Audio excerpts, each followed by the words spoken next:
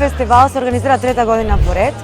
Идејата е многу повеќе да ги мотивираме луѓето да бидат поодговорни, поради тоа што нашата иницијатива почна од ентузијазам и сакаме да покажеме дека ако си ентузијаст, има нешто што сакаш да го направиш, можеш ако доволно сакаш и се трудиш. Јапонската култура не мотивира токму поради тоа, бидејќи нивната култура е култура на дисциплина, работа и општествена одговорност. Самото тоа што сите овие што не се учесници, сите тие покажуваат некаков квалитет и сите се тие инспирирани од јапонската култура. Значи на нашиот фестивал сите што ги промовираме се луѓе што се инспирирале од јапонската култура и се претежно македонци. Така да со нив покажуваме дека можеме и имаме и јапонците, разбира, кои што цело време ни помагаат, бидејќи они се горди дека правиме вакво нешто. Така да треба да веруваме повеќе во себе.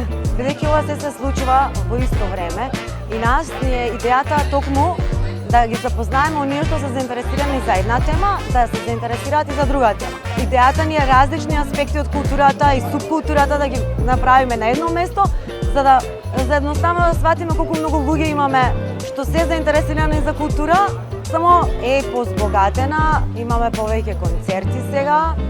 Првата година имавме косплей, втората не, сега имаме пак косплей, боречки вештини имаме секогаш.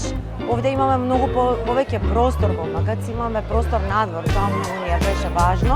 И нас од секогаш ни беше желба да го правиме овој фестивал во МКЦ, затоа што ги задоволува сите услови. Имаме и работилници, имаме презентации, имаме церемонија на чај исто, панел дискусии.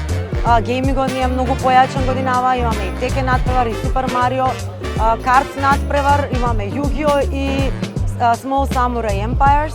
Целата тема на овој фестивал нешто можеме да научиме од јапонците во однос на чување на природата и одржливоста.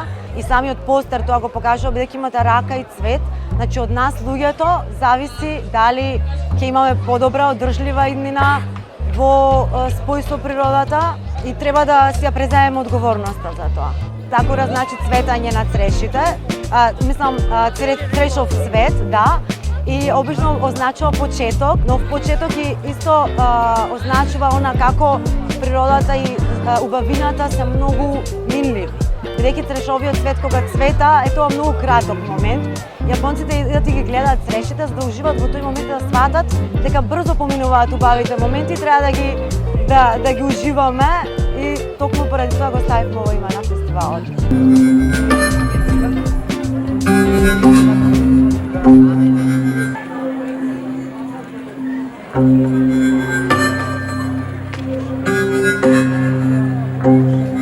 Овој мој перформанс сега беше во основа современ танц, меѓутоа инспириран од буто танцовиот театар.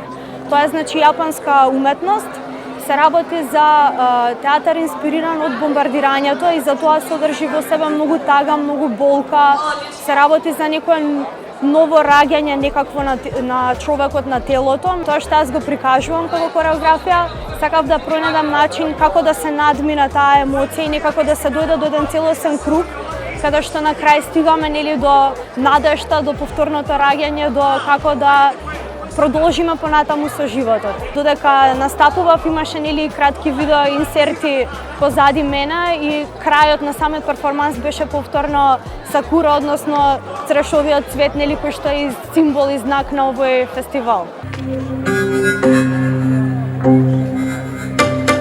Тоа се повторно инспирирани од буто театарот, каде што они многу користат такви гримаси, такви мимики и дури ги преувеличуваат, одат до екстреми со својата лицева експресија, каде што аз дури ги убрзав малку, кај нив тоа оди сето многу по-бавно, многу по-болно, некако многу по-тешко.